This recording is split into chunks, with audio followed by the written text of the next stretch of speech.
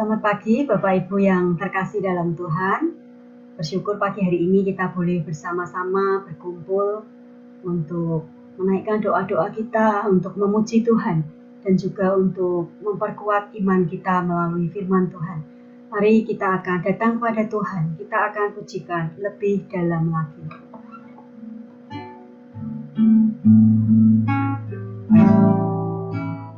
Tuhan yang ku rindukan, ya Tuhan,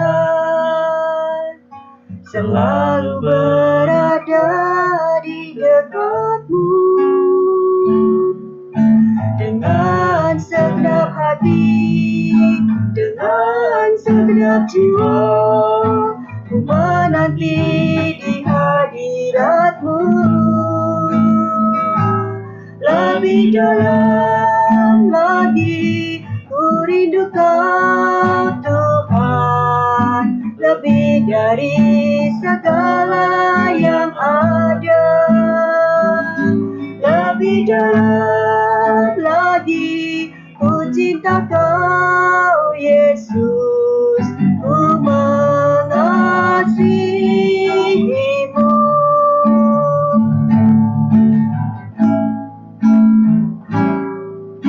Satu hal yang ku rindukan, ya Tuhan, selalu berada di dekatmu. Dengan segenap hati, dengan segenap jiwa, ku menanti di hadiratmu. Lebih dalam lagi ku rindu Kau Tuhan, lebih dari segala yang ada.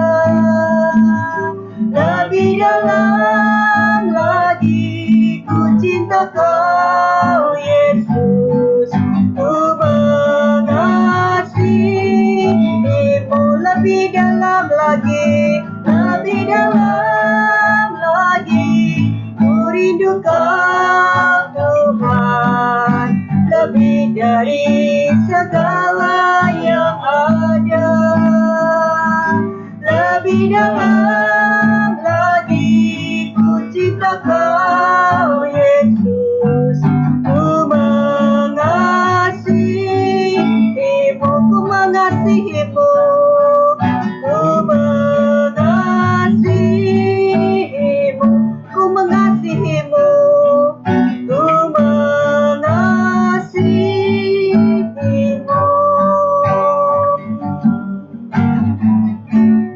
Mari kita berdoa. Bapa di surga, inilah kerinduan kami ya Tuhan. Kami boleh lebih dalam dan lebih dalam lagi untuk mengasihi Tuhan dengan segenap hati kami, segenap jiwa kami, segenap akal budi kami. Itulah kerinduan kami ya Tuhan. Dan pagi hari ini kami bersyukur ya Tuhan. Kami boleh berkumpul bersama. Kami boleh melakukan persekutuan doa pagi. Kami boleh memuji dan memuliakan nama Tuhan, meninggikan Engkau, Allah yang layak dan patut kami sembah. Kami juga bersyukur pagi hari ini kami boleh juga diberikan kesempatan untuk kami boleh memperkuat iman kami, memperteguh iman kami melalui firman Tuhan yang sebentar akan kami dengar. Dan kiranya Tuhan juga mendengar seluruh doa-doa syafaat kami yang pagi hari ini akan kami bersama naikkan. Kiranya Tuhan memimpin persekutuan doa pagi hari ini dari awal hingga akhirnya. Tuhan yang mengendalikan internet sehingga semua boleh berjalan dengan baik, semua jemaat boleh mendengarkan dengan jelas. Terima kasih Tuhan, kami serahkan persekutuan pagi ini hanya di dalam nama Tuhan kami Yesus Kristus. Kami berdoa dan bersyukur. Amin. Bapak Ibu yang terkasih, firman Tuhan pagi hari ini akan disampaikan oleh pendeta IDSS. Sebelumnya kita akan pujikan Yesus mau kami bercahaya. Kiranya melalui firman Tuhan pagi hari ini, kita semua boleh menjadi anak-anak Tuhan yang terus bercahaya, memancarkan sinar kasih Kristus. Yesus mau kami bercahaya, baginya dengan terang, dan berkenan kepadanya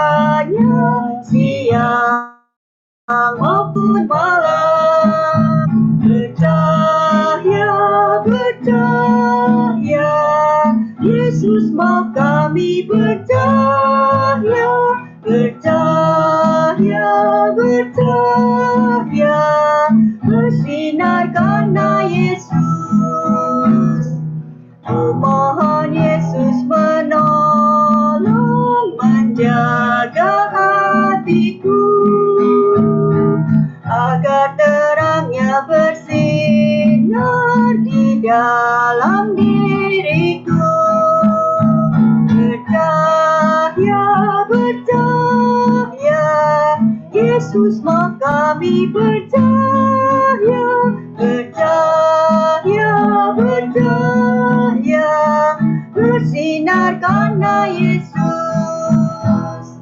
Aku pun ingin percaya dan melayaninya, hingga ku hidup sertanya di surga selamanya. Percaya, percaya, Yesus mau kami percaya, percaya, percaya, bersinar karena Yesus. Ya, mari kita berdoa sebelum kita bersama-sama merenungkan firman Tuhan. Bapa dalam surga, sungguh kami bersyukur kami kembali boleh melakukan bagian rutinitas kami di dalam hari Rabu. Kami boleh bersama-sama bersekutu dalam doa bersama dengan saudara seiman kami. Tetapi juga ingatkan kami Tuhan, bahwa ini satu bagian yang sesuatu yang antusias dalam hidup kami, untuk kami boleh mendengar firman-Mu dan juga untuk berdoa bersama-sama menaikkan permohonan, menaikkan syukur kepada Engkau ya Tuhan. Berkati kami ya Tuhan, agar rutinitas ini boleh menjadi sesuatu yang baik ketika kami serahkan dan alaskan ke dalam tangan-Mu. Kami bukan mendapatkan rutinitas yang memberatkan kami, tetapi kami mendapatkan rutinitas yang membangun iman percaya kami. Berkati kami semua dan juga hamba-Mu, biarlah Engkau urapi yang daripada Tuhan, sehingga kebenaran dari firman-Mu boleh kami terima dan boleh kami lakukan di dalam kehidupan kami. Terima kasih ya Tuhan. Di dalam nama-Mu Yesus Kristus, Allah kami yang hidup, kami berdoa. Amin. Ya, selamat pagi Bapak Ibu, saudara-saudari semua. Ya, kita bersyukur di tengah-tengah suasana pandemi kita masih bisa berjumpa lewat udara gitu ya. Dan sebelumnya izinkan saya menyampaikan ucapan selamat ulang tahun, karena yang biasa hadir di sini ada dua yang berulang tahun, yaitu Ibu Lindawati dan juga Ibu Maria Yuli. Kalau juga Antonia, barangkali Antonia ada di situ ya. Oke, selamat ulang tahun ya. Ya Bapak Ibu sekalian, kita hari ini akan belajar bersama-sama dengan firman Tuhan. Temanya saya kasih judul persembahan dan kedaulatan Allah. Kita melihat di dalam Kejadian pasal 4 ayat 1 sampai dengan 7. Kejadian pasal 4 ayat 1 sampai dengan 7. Nah, saya akan membacakan untuk kita semua. Kemudian manusia itu bersetubuh dengan Hawa istrinya, dan mengandunglah perempuan itu lalu melahirkan Kain. Maka kata perempuan itu, aku telah mendapat seorang anak laki-laki dengan pertolongan Tuhan. Selanjutnya dilahirkannya Habel, adik Kain, dan Habel menjadi gembala kambing domba. Kain menjadi petani. Setelah beberapa waktu lamanya, maka Kain mempersembahkan sebagian dari hasil tanah itu kepada Tuhan sebagai korban persembahan. Habel juga mempersembahkan korban persembahan dari anak sulung kambing dombanya, yakni lemak-lemaknya. Maka Tuhan mengindahkan Habel dan korban persembahannya itu. Tetapi Kain dan korban persembahannya tidak diindahkannya. Lalu hati Kain menjadi sangat panas dan mukanya muram. Firman Tuhan kepada Kain, mengapa hatimu panas dan mukamu muram? Apakah mukamu tidak akan berseri jika engkau berbuat baik? Tetapi jika engkau tidak berbuat baik, dosa sudah mengintip di depan pintu. Ia sangat menggoda engkau, tetapi engkau harus berkuasa atasnya. Demikianlah firman Tuhan pada Bapak Ibu saudara-saudari sekalian. Bagi kita yang pernah studi, rasanya tidak aneh kalau itu mengejar nilai salah satunya. Nah, kalau kita mengejar nilai, hati-hati kita bisa terjebak kepada satu persaingan yang sadar dan tidak sadar itu terjadi di antara kita bersama rekan kita yang studi itu ya, untuk kita menjadi yang terbaik. Ya, saya bersyukur sih, artinya saya tidak pernah punya ambisi menjadi juara satu karena saya sadar karena saya tidak pernah juara satu. Target saya cukup naik kelas saja gitu ya. Jadi karena dari anak-anak papi saya semuanya tinggal kelas, hanya saya aja yang lolos kelas terus, tidak pernah saya tinggal kelas. Jadi saya naik terus. Jadi target saya cuma yang penting naik kelas gitu ya. Yang penting matematikanya bagus. Nah, bagi saya tidak merasakan satu persaingan yang keras itu. Yang saya lawan adalah diri saya sendiri. Bagaimana saya naik kelas? Bolos ya oke, nggak apa-apa. Yang penting nanti targetnya naik kelas. Nah, bagi orang-orang yang punya ambisi besar untuk menjadi nomor satu, itu ada satu bahaya yang mengintip, yaitu ketika ada persaingan dengan rekan-rekannya, dengan teman-temannya, nilainya udah bagus. Ketika mendapatkan nilai 9,8 itu kan bagus. Tetapi ketika temannya dapat nilai 10, dari yang paling tinggi 10, dia jadi jengkel, dia jadi marah. Karena kok temannya dapat nilai 10, kok saya 9,8, padahal 9,8 itu bagus sekalian. Dia tidak sadar teman-temannya yang lain ada dapat nilai 6, dapat 5, dapat 4, tapi dia dapat 9,8, jadi jengkel gitu pada temannya. Nah, gambaran itulah yang ada di dalam Kejadian pasal 4 gitu ya, yang kita baca tadi. Nah, saya akan mendalami seperti ini.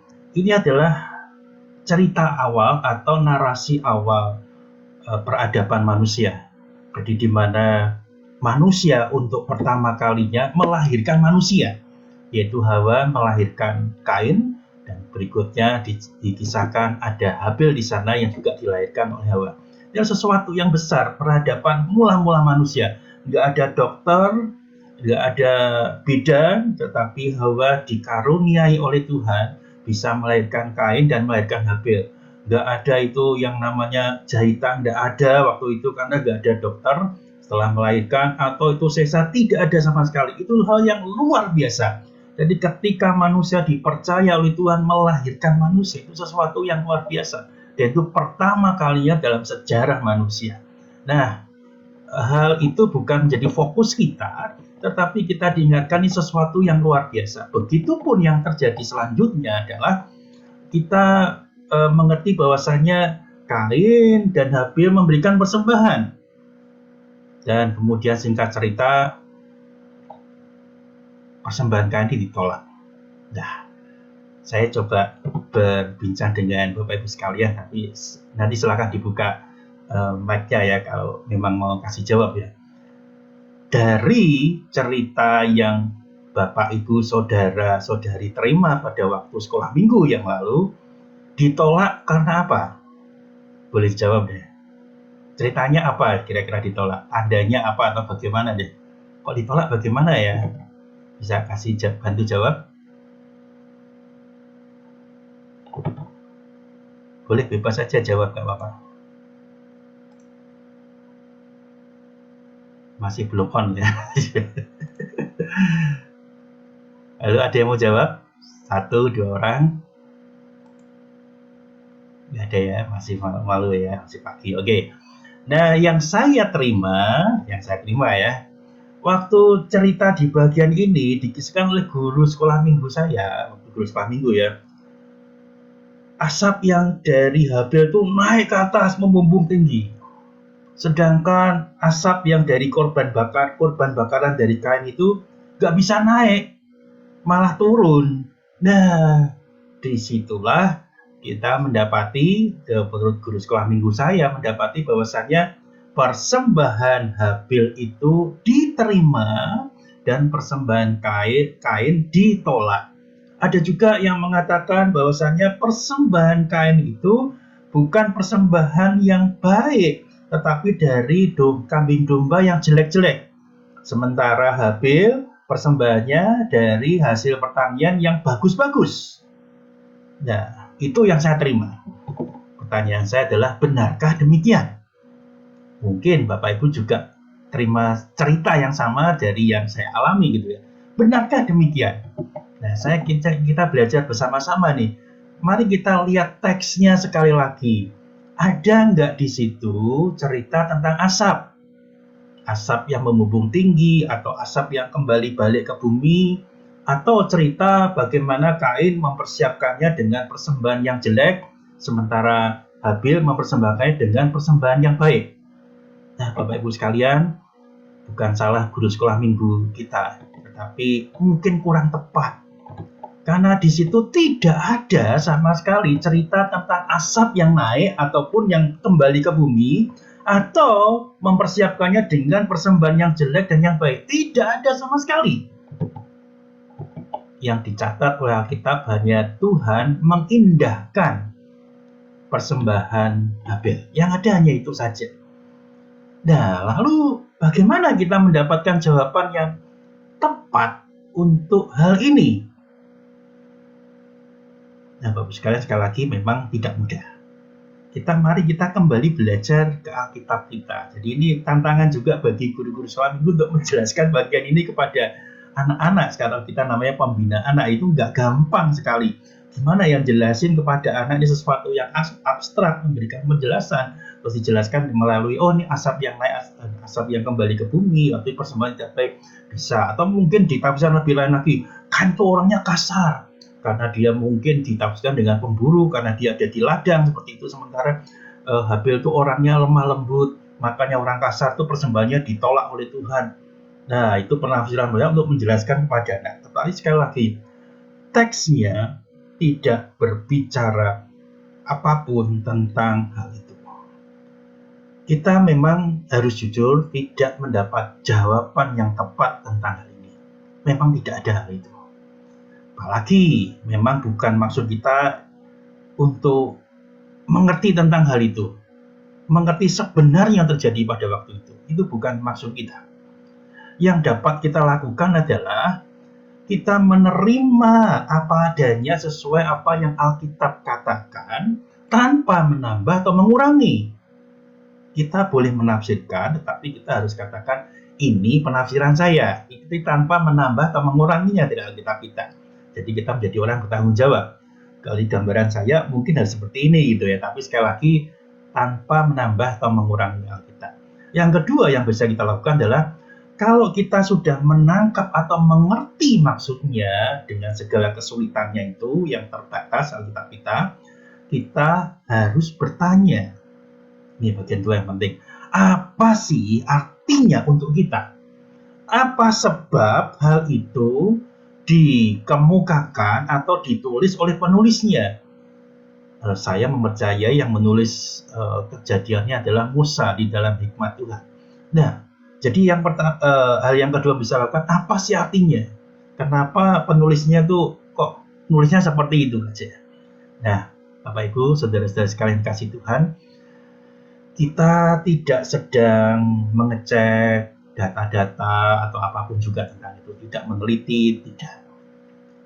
Terhadap Alkitab, kita itu sesungguhnya sedang mendengar sebuah berita. Bagaimanapun sulitnya Alkitab itu memberikan dengan segala yang minim yang ada, kita mencoba untuk mengerti. Nah, mari kita bersama-sama belajar ya. Jadi sekali lagi saya ingin tekankan bagaimana kita itu berusaha untuk mendengar sebuah berita dari Alkitab itu. Pasal 4 sekali lagi saya mengulangi, Adam dan Hawa punya dua orang anak, Kain dan Habil. Ini kan kita mencoba untuk mengerti ya. Mereka sama-sama mempersembahkan kurban bakaran untuk Tuhan. Kain hasil tanah, Habil hasil tanah. Ya kita cuma mengerti itu. Karena Alkitab cuma bicara tentang itu. Dan persembahan Habil ditolak atau ditampik oleh Tuhan. Sedangkan kemudian Kain ditolak atau ditampik oleh Tuhan. Sementara Habil diterima tindakan. Hanya itu saja. Ini pertanyaan yang sulit bagi setiap kita untuk mengerti. Tetapi hal ini adalah penting. Mengapa ya? Apa sih alasan menerima dan alasan Tuhan itu menolak? Menjadi pertanyaan penting bagi kita semua, karena itu juga menyangkut kita semua. Nah ini ya. Kalau kita percaya diri, merasa bahwasanya persembahan kita itu ditolak, percaya diri nih, tapi ditolak, seperti Kain, tentu ini akan menggelisahkan kita. Dan kita juga bertanya, Tuhan, ketika saya memberikan persembahan, itu Engkau tolak atau terima? Pertanyaan sulit, bukan? Bahkan kita semua pun tidak akan bisa menjawab dari persembahan yang kita berikan pada Tuhan. Mengapa hal ini sulit? Ya, Bapak Ibu sekalian, karena kita sedang berhadapan dengan keputusan atau kedaulatan Tuhan. Kita tidak dapat mengerti sesungguh-sungguhnya apakah persembahan kita diterima atau ditolak, karena kita sedang berhadapan dengan kedaulatan atau keputusan diri. Kita tidak dapat bertanya, mengapa Tuhan? Apa sebabnya Tuhan? Andaikan kita mengerti ini, andaikan kita mengerti kok ditolak, kita nggak bisa bertanya kok sama Tuhan, mengapa? Apa sebabnya? Dan kenapa harus seperti ini Tuhan? Nggak bisa. Nah, perhatikan Bapak Ibu, Saudara-saudara sekalian. Allah kita itu berhak menentukan segala sesuatu. Allah berhak menentukan cara dan jalannya sendiri. Dan ini membuktikan bahwa Dia adalah Allah. Kalau kita yang mengatur cara dan jalan sendiri, kita itu Allahnya. Tetapi karena Allah yang mengatur cara dan jalannya, Dia menunjukkan bahwa Dialah Allah sungguhnya. Dan kita hanya manusia. Kemudian timbul dalam pikiran kita lagi, berarti Allah sewenang-wenang dong. Mungkin dalam pikiran kita, iya, mungkin saja ya. Berarti Allah itu sewenang-wenang di dalam kedaulatan Allah. Saya ingin mengatakan bahwa Allah tidak sewenang-wenang di dalam mengambil keputusan. Sekalipun kita tidak dapat mengerti atau memahaminya.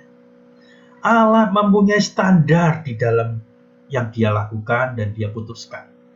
Allah mempunyai alasan yang tidak dapat kita mengerti. Kita itu terbatas dan Allah tidak terbatas. Iya, oke, saya akan sedikit membuat Bapak Ibu untuk berpikir seperti itu ya. Kenapa kita dapat mengerti pikiran Allah, alasan-alasan Allah, dan standar-standar Allah? Toh sekarang kita sebagai orang percaya, sampai sekarang pun kita akan sulit untuk memahami cara Allah untuk menebus dosa kita. Melalui kematian anaknya yang tunggal Yesus Kristus di kayu salib. Itu apakah alasan yang masuk akal? Itu apakah cara yang masuk akal bagi setiap kita? Kenapa kita orang berdosa ditebus oleh Yesus yang tidak berdosa? Gak ngerti kan kita. Tetapi kita meyakini bahwa Allah punya standar, punya ukuran, punya alasan yang mungkin saja kita tidak mengerti. Karena Allah memang sungguh tak terbatas. Ukuran yang dipakai oleh Allah itu berbeda dengan ukuran yang kita pakai. Ukuran yang dipakai Allah untuk menentukan, mengadili, mengukur, itu ukuran Allah, bukan ukuran kita. Nah, kita ngerti, mulai sedikit-sedikit mengerti. Nah, yang bagian yang tidak kalah penting. Kalau begitu, apa sih artinya untuk kita? Akhirnya kita ada di titik seperti itu. Apa sih artinya untuk persembahan yang kita berikan dan persembahkan pada Tuhan? Nah, inilah pertanyaan yang penting sesungguhnya di dalam kita mendengar Alkitab yang kita baca itu. Tuhan, apa sih artinya? Itu bagian yang penting. Setidaknya saya bisa mengajak Bapak Ibu Saudara seperti ini. Tuhan hendak mengingatkan kita agar kita itu rendah hati di dalam membedakan persembahan kita dengan kedaulatan Tuhan. Antara tindakan kita dengan keputusan Allah. Jadi bagaimana kita dengan sikap rendah hati kita membedakan antara persembahan dengan kedaulatan Allah, juga untuk tindakan dengan keputusan Tuhan. Itu dua hal yang berbeda. Bahwa kita wajib untuk mempersembahkan sesuatu itu benar. Benar. Itu merupakan satu kewajiban. Tetapi untuk diterima dan ditolak itu adalah haknya Tuhan. Kita wajib mengerjakan bagian kita, memberikan persembahan. Tapi bagian menerima dan menolak itu adalah bagian Tuhan atau persoalan yang lain. Di antara keduanya, yaitu persembahan dan kedaulatan Allah, tidak ada hubungan yang otomatis. Maksudnya ketika kita memberikan persembahan, Tuhan pasti menerima. Enggak ada hubungan otomatis. Persembahan adalah kewajiban kita memberikan persembahan, diterima dan ditolak adalah haknya Allah. Kita tidak dapat menghubungkan dua bagian menjadi satu bagian yang otomatis. Nah, Bapak Ibu sekalian, persembahan yang kita berikan tidak boleh kita jadikan untuk memaksa kehendak Tuhan. Perhatikan, kita ingin memberikan persembahan, tapi kita ingin memaksa kehendak Tuhan. Nggak boleh seperti itu. Persembahan kita tidak pernah boleh dijadikan sebagai alat untuk mempengaruhi kedaulatan Allah. Jadi kan berbeda. Ini kita memberikan persembahan kewajiban, terus kedaulatan Allah adalah haknya Allah. Nah, kita mencoba menghubungkan dengan kita memberikan persembahan, semoga ini mempengaruhi, kita pakai sebagai alat mempengaruhi kedaulatan Allah. Itu nggak benar juga. Persembahan yang kita berikan bukanlah umpan seperti kita memancing sebagai umpan pancingan untuk memenuhi keinginan kita terhadap Tuhan.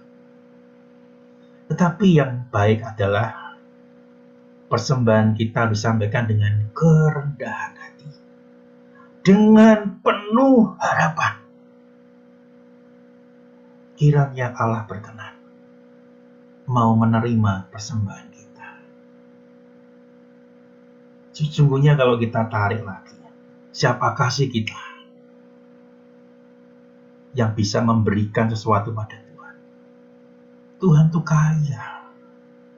Dan Tuhan maha kaya. Dia yang punya segala sesuatu. Apakah kita berpikir ketika kita memberikan persembahan pada Tuhan bisa mengubah keputusan Tuhan? Sekali lagi kita dijelaskan, tidak sama sekali.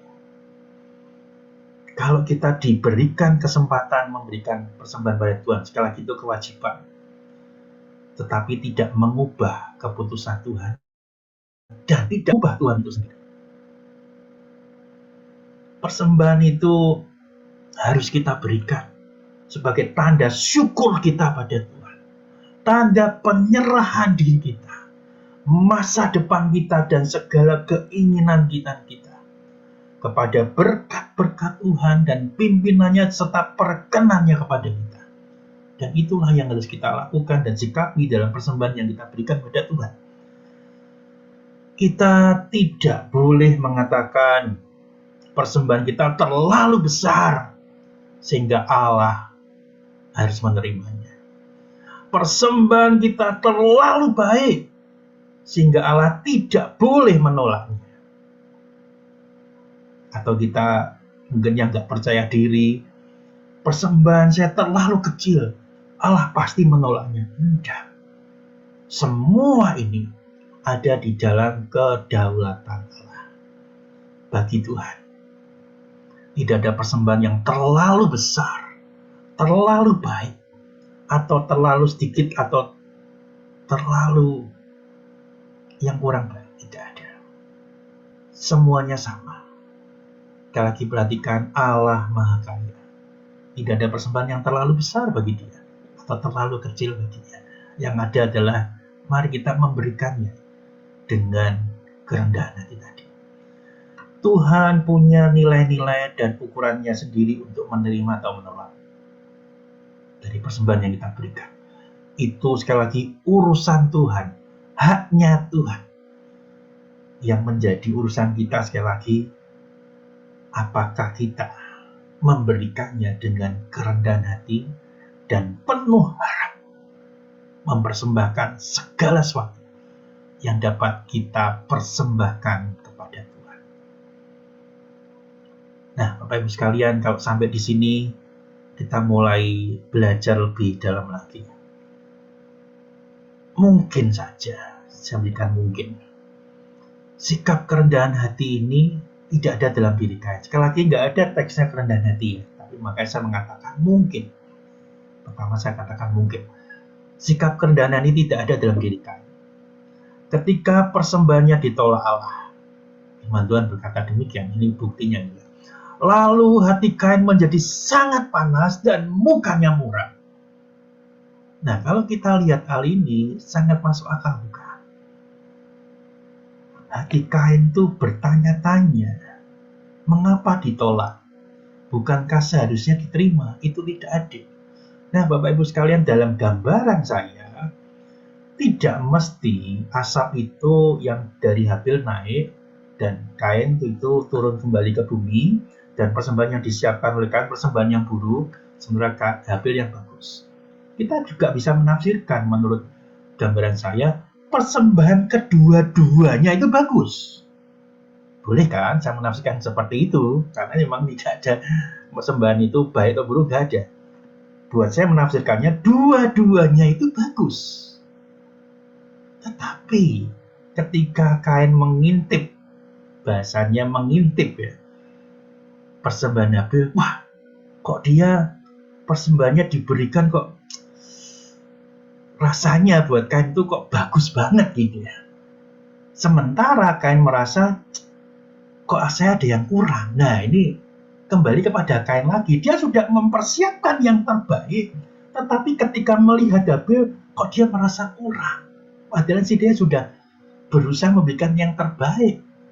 Nah, Bapak Ibu sekalian, inilah dari pikiran Kain ini, dia merasa tertolak, merasa persembahannya tidak terima, dan dia merasa kok tidak adil. Padahal tidak demikian. Tuhan tidak pernah menyatakan juga persembahan Kain ditolak, tetapi yang ada adalah Tuhan mengindahkan persembahan Habil.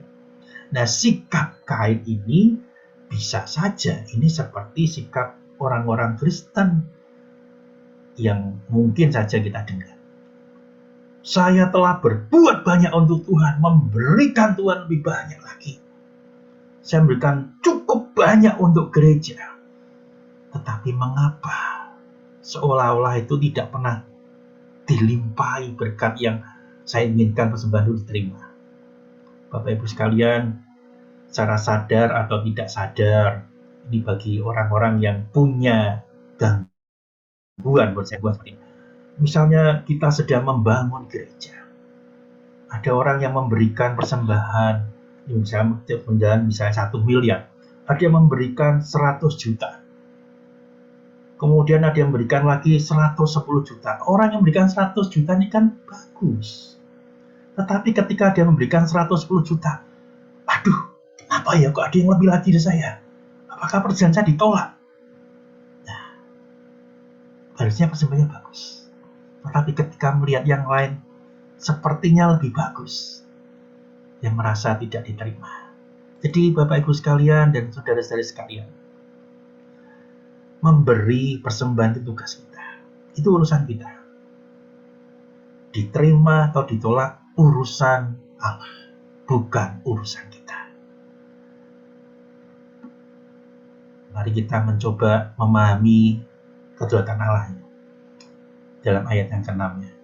Tadi kan ayat yang ke-5. Ayat ke-6, tadi kan Kain hatinya panas itu. Tuhan bertanya dalam ayat ke-6, mengapa hatimu panas dan mukamu muram? Kemudian dilanjutkan ayat ke-7. Apakah mukamu tidak akan berseri jika engkau berbuat baik? Tetapi jika engkau tidak berbuat baik, dosa sudah mengintip di depan pintu. Ia sangat menggoda engkau, tetapi engkau harus berkuasa atasnya. Nah, hal inilah yang menjadi pintu dari Kain nanti berbuat dosa. Dari dia yang tidak bisa menerima realita realitas bahwasannya Allah menolak persembahannya itu menjadi pintu dosa bagi Kain untuk membunuh Habil. Hatinya panas, mukanya muram. Bukan menurut saya berikan persembahan jelek, tetapi dia melihat yang diberikan Habil kelihatannya lebih baik. Nah, Bapak Ibu sekalian, sekali lagi ini teks yang sulit bagi setiap kita, apalagi menjelaskannya kepada anak-anak, menjelaskannya pada orang dewasa yang bisa berpikir abstrak aja susah, apalagi kepada anak-anak kecil. Gimana ya cerita tentang ini? Makanya muncullah cerita tentang Asap, cerita tentang persembahannya Kain jelek, supaya memberikan satu wawasan pada anak-anak. Tetapi kita dalam proses berikutnya, kita yang semakin mengerti Alkitab, nah kita mencoba lebih dengan cara yang lebih dalam dan lebih baik lagi. Sekali lagi, memberi persembahan atau berbuat baik seharusnya membuat kita bersih. Berapapun yang kita berikan dengan muka berseri, ya itulah persembahan yang terbaik. Jadi kita nggak perlu melihat persembahan orang lain juga. Inilah bagian yang terbaik yang saya berikan bagi Tuhan. Kalau pembangunan gereja, misalnya 1 miliar, saya memberikan 10.000 pun, karena kemampuannya hanya sampai seperti itu. Tetapi kita berikan dengan muka berseri, nggak ada masalah. Bukan berarti semua harus memberikan 10.000 dengan 1 miliar, tidak. Tapi kita akan sadar berapa sih yang terbaik dalam diri kita, sesuai dengan ukuran yang Tuhan percayakan bagi kita. Kita bisa menghemat, atau waduh kalau diberikan gereja terlalu boros ini, kita berhemat untuk ke depan. Boleh nggak? Ya sah-sah saja. Tetapi ketika Tuhan berbicara pada kita, berikan yang terbaik, itu akan mengusik setiap hati kita. Dan persembahan yang kita berikan bisa saja membuat kita muram. Tuhan, kok berat sekali ya muka kita muram. Dan kemudian lihat realitas lagi, oh ternyata kok ada yang lebih baik dalam tanda petik menurut kita. Kita akan menjadi hati kita sedang muram. Bapak Ibu, saudara-saudari sekalian, hal persembahan ini juga erat kaitannya dengan pelayanan yang kita lakukan. Kalau kita merasa bahwasanya pelayanan kita itu baik dan itu harus diterima oleh Tuhan, dan Tuhan tidak boleh menerimanya, barangkali pagi ini menjadi sesuatu yang baik bagi setiap kita. Pelayanan itu wajib bagi setiap kita, tapi diterima atau ditolak itu adalah urusan Tuhan. Bagian kita adalah memberikan pelayanan yang terbaik yang Tuhan percayakan bagi kita. Dan jangan pernah merasa bahwasannya persembahan atau pelayanan kita itu pasti diterima Tuhan, tapi berikan dengan muka berseri. Kemarin kami berdua, saya dan Bu Rita, keliling, meskipun ini situasi kurang bagus ya, tetapi memang ada yang harus dikerjakan, bukan?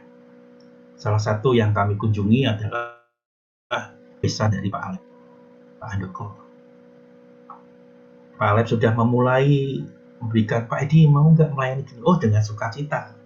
Beberapa kali kami datang dengan Pak Alep, tapi karena kemarin Pak Alep nggak bisa berangkat, Pak Alep perlu tes kesehatan seperti yang kita dengar gitu ya. Kami berdua berangkat, kami makanya pagi-pagi saya tes dulu antigen seperti apa, sehingga oh bagus, ya udah kami berangkat. Nah, hal yang menarik di sana adalah besan Pak Andoko ini menurut Pak Alep gitu ya, ia belum jelas, artinya dia imannya seberapa belum jelas. Ada satu kerinduan dari Pak Alep untuk bagaimana ini besan saya bisa percaya sama Tuhan dan sungguh-sungguh percaya. Dalam beberapa pelayanan, kemudian saya tantang, ayo ikut zaman kudus. Tidak gampang loh sekalian, karena nggak semua orang bisa masuk gitu ke tempat dia kalau nggak ada akses yang kenal gitu. Kemarin ketika kami datang hujan deras, udah dundur sore ya, kami sore datang dan perjalanan hujan deras juga sampai di rumah, tapi puji Tuhan terang gitu ya. Sudah di depan pintu dan masuk ke rumah, ternyata ditolak kami. Aduh, nggak bisa masuk ini karena lagi, maksudnya bukan apa-apa, tapi karena kondisi kesehatannya besan Pak Alep itu lagi ngedrop dan dia merasakan kesakitan sehingga nggak siap menerima kami. Kalau kami lagi melayani dia lagi kesakitan kan nggak enak, ditolak. Oke, lewat video call. Jadi biasanya Pak Alep di kamar, saya di ruang tamu video callan gitu. Itu yang terjadi. Saya merasa tertolak, tetapi tertolak yang baik. Nah, setelah video callan, oke Pak Edi masuk aja. Ya, puji Tuhan bisa masuk. Ya, singkat cerita, setelah saya berikan wawasan seperti ini, bla bla segala macam, mau enggak perjamuan kudus? Dia sudah dibaptis, meskipun bukan Kristen ya, sudah dibaptis. Makanya saya tawarkan, ya mau enggak perjamuan kudus? Dan Bapak sekalian, kenapa saya bersuka cita? Karena memang kondisi kesehatan besan Pak Alep itu mengkhawatirkan. Kita nggak mengerti usia manusia, tetapi itu menjadi kedaulatan Tuhan kan. Tetapi prediksi manusia itu juga menjadi satu wawasan bagi kita kan. Dan sakitnya berat. Dan saya begitu Pak Handoko itu menerima perjamuan kudus, sukacita saya itu senang sekali. Nah, Bapak Ibu sekalian, yang ingin sampaikan adalah ketika saya merasa bahwasannya ini adalah satu pelayanan yang baik pada Tuhan, dan saya bersuka cita, jadi satu pelajaran, muka saya berseri, nanti saya nggak panas karena nggak ada saingan. Oke, itu persembahan yang baik bagi Tuhan, diterima sama Tuhan. Iya, biar urusan Tuhan. Bagian saya mengerjakan terbaik dan nggak ada kebanggaan di sana. Sepanjang melakukan sesuai dengan firman Tuhan, ya itulah menjadi sukacita saya. Tetapi bisa saja hati saya itu panas ketika rekan kerja saya biasanya yang sebanding dengan saya. Misalnya ini ada Nicholas, wah Nicholas dia bisa mempertobatkan orang sementara saya tidak. Oh bisa panas, bisa. Nicholas juga bisa hatinya panas dengan saya dengan muka muram, dan jawab saya bisa. Itu ada persaingan. Tetapi sekali lagi kita semua sebagai hamba Tuhan, sebagai pelayan Tuhan, kita diingatkan, berikan yang menjadi bagian kita, lakukan yang menjadi kewajiban kita. Bagian yang lain adalah bagian Tuhan. Maka ketika kita memberikan, melakukan yang terbaik, ya hati kita akan sukacita dan muka kita nggak muram. Saya ingin menutup satu bagian ini dengan mengingatkan kita semua. Roma 12 ayat 1. Saya akan bacakan untuk kita semua ya. Karena itu, saudara-saudara, demi kemurahan Allah, aku menasihatkan kamu, supaya kamu mempersembahkan tubuhmu, perhatikan, mempersembahkan tubuhmu, sebagai persembahan yang hidup, yang kudus, dan yang berkenan kepada Allah. Itu adalah ibadahmu yang sejati. Setidaknya surat Roma yang ditulis Rasul Paulus mengingatkan kita. Bagian kita, nasihat dari Rasul Paulus, persembahkan tubuh kita sebagai persembahan yang hidup, yang kudus, dan yang berkenan kepada Allah. Nah, berkenan kepada Allah menurut standar kita, menurut tuntunan Tuhan. Tapi di sini tidak disebutkan diterima atau ditolak, tetapi kewajiban kita bagaimana di dalam persembahan, termasuk dalam pelayanan. Apakah ini berkenan kepada Allah? Ketika seharusnya kita bisa memberikan lebih, melakukan yang lebih, tetapi kita menahannya. Secara sadar kita mengerti, itu bukan persembahan yang berkenan pada Allah. Bisa saja itu membuat hati kita panas, muka kita muram ketika melihat yang lain. Kok dia seperti itu, lebih berhasil? Nah, Bapak Ibu sekalian, menjadi referensi bagi kita semua. Roma 12:1 referensi yang bagus bagi kita semua. Tapi mari kita fokus. Persembahan bagian kita. Kedaulatan Allah, ya bagian Allah. Tidak ada hubungannya sama sekali. Antara bagian kita ada bagian Allah. Tapi mari kita melakukannya dengan segala yang terbaik, yang terindah bagi Tuhan. Persembahan kita nggak ada artinya apa bagi Tuhan. Tetapi sembahan kita menjadi berarti ketika kita mempersembahkan tubuh seperti dalam Roma pasal 12 ayat 1. Tapi persembahkan yang hidup, yang kudus, dan yang berkenan pada Allah. Kiranya firman Tuhan ini boleh menolong setiap kita. Kesulitan apapun kita yang kita hadapi, kita masih punya banyak kesempatan untuk memberikan persembahan pada Tuhan, untuk melayani Tuhan dengan segala yang terbaik. Kiranya kita semua diberkati. Amin. Mari kita berdoa. Bapa di dalam surga, kami bersyukur untuk renungan firman-Mu di pagi hari ini. Biarlah kami boleh diingatkan ya Tuhan, bahwasanya ketika kami memberikan persembahan termasuk juga melayani Tuhan, bagian kami adalah memberikan yang terbaik yang Tuhan sudah percayakan dan anugerahkan bagi kami. Kami tidak perlu menilai untuk diterima atau ditolak Tuhan. Kami juga punya hati, punya hikmat yang diberikan oleh Tuhan. Bahwasanya ketika kami sudah memberikan yang terbaik, ketika kami berikan dengan muka yang berseri, kami juga sadar berusaha membuat muka Tuhan berseri dalam gambaran kami. Dan kami sedikit ada keyakinan sekaligus juga memulai langkah dengan pasti. Ketika pelayanan kami memuliakan Tuhan, hampir pasti Tuhan disenangkan, dimuliakan. Tapi Tuhan juga ingatkan kami, jangan kami ambil bagian dari kemuliaan Tuhan untuk meninggikan dan menyenangkan hati kami melalui persembahan yang diberikan, melalui pelayanan yang kami lakukan. Dan kami lupa, bukan meninggikan Tuhan, tapi kami meninggikan diri. Disitulah sesungguhnya ada satu hal, Tuhan bisa saja dan hampir pasti tidak menerima persembahan kami, karena yang kami berikan kembali pada kami.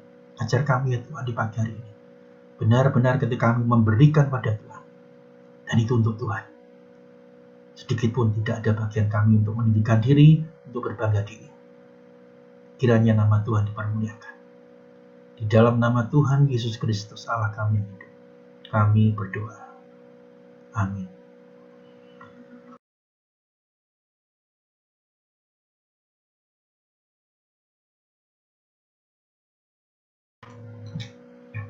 Terima kasih Pak Edi untuk firman Tuhan yang sudah disampaikan pada pagi hari ini. Kiranya Tuhan memberkati pelayanan Pak Edi selanjutnya. Bapak Ibu yang terkasih, kita akan menaikkan doa-doa syafaat kita.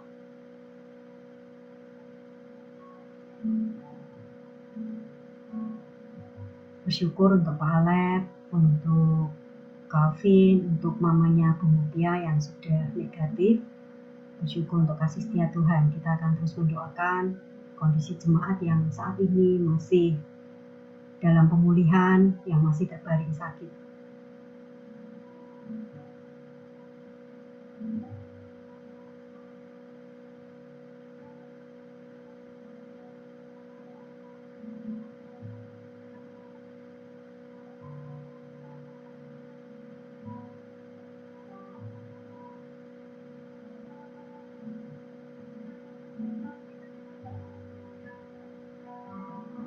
Kita juga akan doakan untuk Oma Dani yang saat ini juga terbaring sakit, demam, dan telinganya yang masih belum sembuh. Kita akan nanti berdoa juga untuk Oma Dani.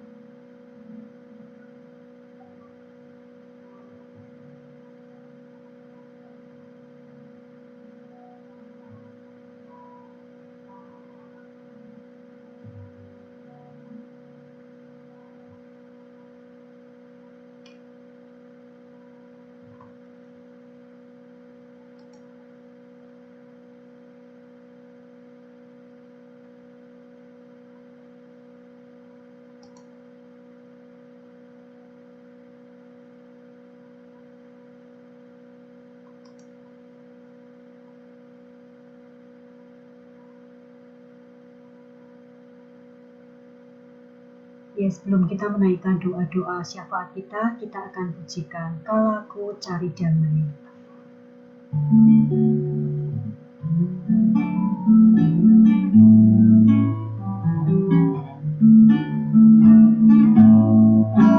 Kalau aku cari damai, hanya ku dapat dalam Yesus. Kalau ku cari ketenangan, hanya ku temui di dalam Yesus. Tak satu pun dapat menghiburku, tak seorang pun dapat menolongku. Hanya